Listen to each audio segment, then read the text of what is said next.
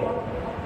اللہ رب العزت کا قرآن کہتا ہے کہ تو مجھ سے وفا کر، میں تجھ سے ایسی وفا کروں گا اگر تو مجھے ایک مرتبہ میرے حصے میں سے، میری جز میں سے تو سورہ اخلاص کو 3 مرتبہ پڑھ لیتا ہے، میں تیری ماں کی قبر پر پورا قرآن پڑھ کر پہنچا. قرآن کہتا ہے تو سورہ الحاقم والتکاثر کو 1 مرتبہ پڑھتا ہے، تیرے باپ کی قبر پر مرنے کے بعد میں پورا قرآن پڑھ کر پہنچا. قرآن کہتا ہے تو 1 مرتبہ سورہ یاسین شریف کو پڑھ لیتا ہے، میں 10 قرآن بن کر ثواب بن کر تیرے والد کی قبر پر پہنچ جاتا ہوں. قبر میں بھی تیرا حصہ ہے، تجھ کو خالی نہیں چھوڑوں گا، تیرا رفیق ہوں گا، تجھ سے وفا کروں گا.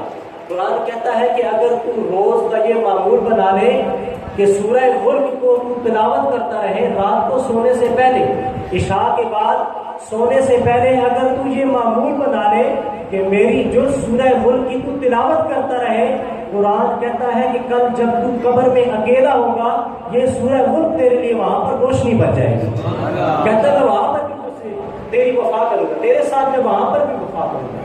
مجھے اس طرح میں بے یاروں مددگار چھوڑوں گا نہیں. کہتا ہے کہ قیامت کے دن جب نفس نفسی کا عالم ہوگا، جب ہر کوئی پریشان ہوگا، ہر کوئی یہی کہے گا اذهبوا الى غیری، نفس نفسی کا عالم ہوگا، ہر کوئی کہے گا کسی اور کے پاس جا. وصاحبته وبنی، انسان سے اس کی بیوی بھاگ جائے گی، وصاحبته وبنی، اس کے بیٹے بھاگ جائیں گے، واخی، اس کے بھائی بھاگ جائیں گے، سب اس کو چھوڑ کر چلے جائیں گے. قرآن کہتا ہے وَيَشْفَعَانِ لِلْعَبْدِ، میں قیامت کے دن بھی تیری سفارش کروں. جب تیرا باپ بھی تیرے ساتھ نہیں ہوگا، تیرے بھائی بھی تیرے ساتھ نہیں ہوں گے، تیری بیوی بھی تجھے چھوڑ کر چلی جائے گی، سب کو نفس نفسی کے عالم میں پڑے ہوں گے.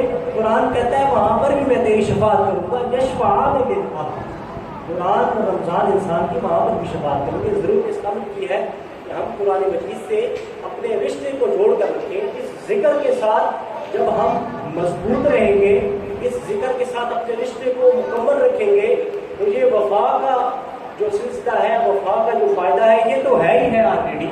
قبر میں بھی وہ وفا کرے گا، حشر میں بھی وفا کرے گا، میزان میں بھی وفا کرے گا، قیامت میں جنت تک چھوڑ کر آئے گا. قرآن کہتا ہے تو مجھ کو حفظ کر دے، تو مجھے یاد کر دے.